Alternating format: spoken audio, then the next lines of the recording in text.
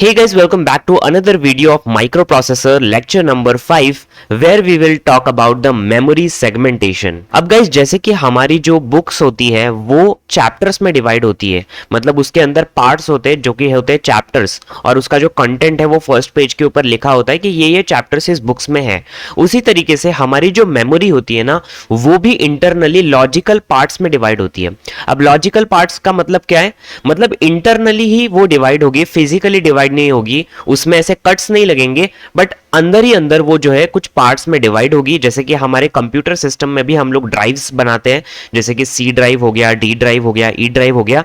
ऐसे ही ड्राइव्स या फिर ऐसे ही पार्ट्स में हमारी जो मेमोरी है वो इंटरनली डिवाइड होती है, जिसको हम लोग सेगमेंट्स बोलते हैं। और इसी कंप्लीट प्रोसेस को, मतलब मेमोरी को logical parts that is segments में डिवाइड करने को हम लोग मेमोरी सेगमेंटेशन बोलते हैं। अब ये जो मेमोरी सेगमेंटेशन है वो क्या होता है, इसको डिटेल में हम लोग पढ़ेंगे, उसी के साथ साथ इसको क्यों करा जाता है ये भी हम लोग पढ़ेंगे। सो गाइस, ये है वो डायग्राम जो कि बताता है कि हमारी जो मेमोरी है वो इंटरनली कैसे सेगमेंट्स में डिवाइड होती है। यहां पर आपको 4 सेगमेंट्स मिलेंगे। अगर आप लोग इस वीडियो को अच्छी तरीके से पॉज करके देखोगे तो यहां पर आप लोग को एक्स्ट्रा सेगमेंट दिखेगा, स्टैक सेगमेंट दिखेगा, कोड सेगमेंट दिखेगा, डेटा सेगमेंट दिखेगा।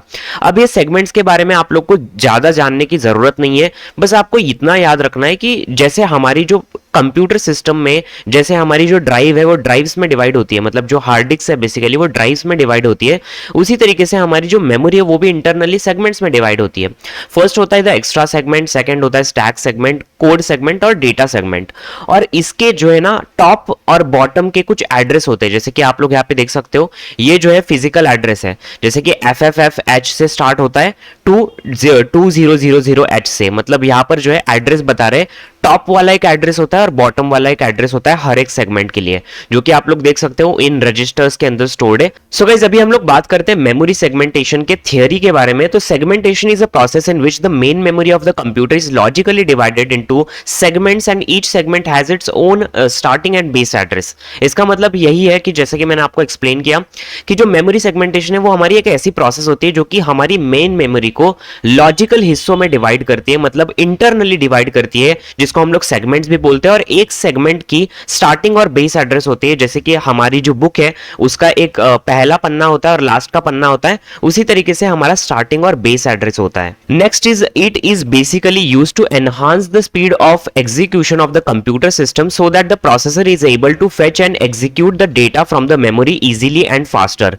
इसका मतलब यही होता है कि ये हमें बेसिकली पॉइंट ये बताता है कि मेमोरी सेगमेंटेशन का एक्चुअल में एडवांटेज क्या है। तो ये जो है एनहांस करता है स्पीड को एग्जीक्यूशन के, किसके एग्जीक्यूशन के, बेसिकली कोई भी इंस्ट्रक्शन है वो अगर मुझे एग्जीक्यूट करनी है प्रोसेसर के अंदर, कोई भी डेटा को फेच कराना है, तो बेसिकली ये जो मेमोरी सेगमेंटेशन है वो हमें काफी ज्यादा हेल्प करता है। सो अगर बात करूं मेमोरी सेगमेंटेशन के एडवांटेज के रियल लाइफ एग्जांपल के साथ, तो अगर मैं आपको एक बुक देता हूं 200 पेजेस की, तो उसमें से आपको किसी भी पेज नंबर को फाइंड करना ज्यादा हार्ड होता है एज कंपेयर टू बुक जो कि डिवाइडेड हो चैप्टर्स में, ताकि आप लोग एक चैप्टर में जाके उस पर्टिकुलर पेज नंबर को एक्सेस कर सकते हो। तो ये ज्यादा इजी होता है एज कंपेयर टू पूरी की पूरी बुक अगर मैं आपको दूंगा तो। सो गाइस, आई होप आप लोग को मेमोरी सेगमेंटेशन समझ में आ चुका होगा। अब ये जो मेमोरी सेगमेंटेशन है ना, उसमें हम लोगों को एक फिजिकल एड्रेस होता है। अब ये जो फिजिकल एड्रेस है वो हमें ये बताता है कि जो भी इंस्ट्रक्शन हमें एग्जीक्यूट करनी है प्रोसेसर के थ्रू, वो एक्चुअल में मेमोरी में कहां पड़ी होती है, ये हमें फिजिकल एड्रेस बताता है। और वो हमें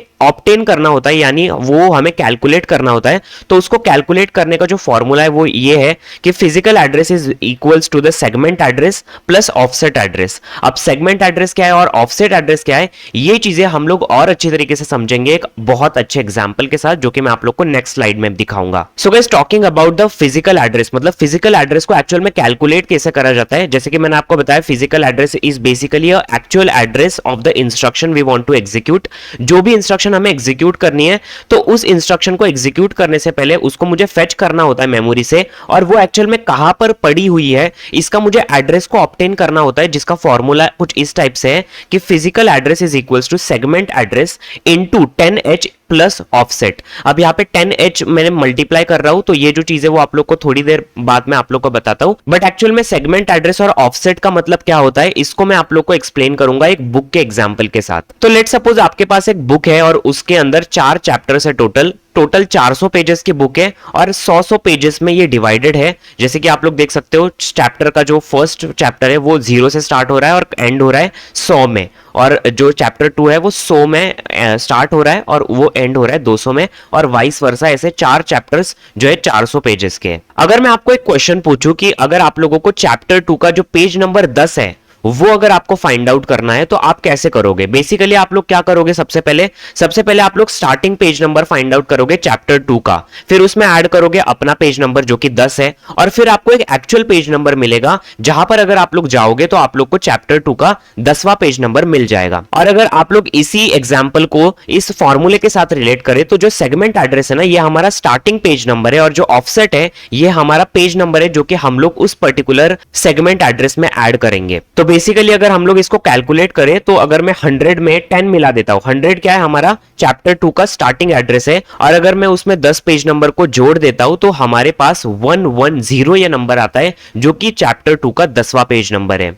और इसी तरीके से हम लोग बहुत सारे फिजिकल एड्रेस को पाते हैं using the segment address and the offset. Offset basically ये हमें बताता है कि उस पर्टिकुलर सेगमेंट में वो जो चीज है या फिर वो इंस्ट्रक्शन एक्चुअल में कहां पर प्रेजेंट है, ये हमें बताता है ऑफसेट। तो गाइस आई होप आप लोग को ये जो फॉर्मूला और फिजिकल एड्रेस कैसे कैलकुलेट करते हैं ये पता चल चुका होगा। अब इसको और अच्छी तरीके से क्लियर करने के लिए हम लोग एक न्यूमेरिकल को सॉल्व करेंगे, एक्चुअल में एक फिजिकल एड्रेस को कैलकुलेट करके देखेंगे। सो गाइस ये है वो एग्जांपल या फिर न्यूमेरिकल जो कि हम लोग सॉल्व करने वाले हैं। बेसिकली मैंने एक सेगमेंट लिया है जिसका नाम है कोड सेगमेंट, और उसका स्टार्टिंग एड्रेस जो है वो है 1000H। उसी के साथ साथ मैंने ऑफसेट लिया है जिसका नाम है D1, और उसका जो एड्रेस है वो है 4000H।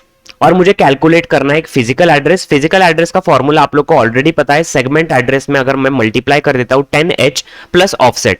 अब इस बेसिकली फॉर्मूला से हम लोग इस न्यूमेरिकल को सॉल्व करेंगे। सबसे पहले आप लोग को तो पता ही है कि physical address is equals to 1000H into 10H is equals to 4000H। यहां पर बेसिकली मैंने जो सेगमेंट एड्रेस है जो कोड सेगमेंट का है उसको मैंने लिया, उसके बाद 10H को मैंने उसके साथ मल्टीप्लाई किया और प्लस किया मैंने ऑफसेट को जो कि था हमारा 4000H।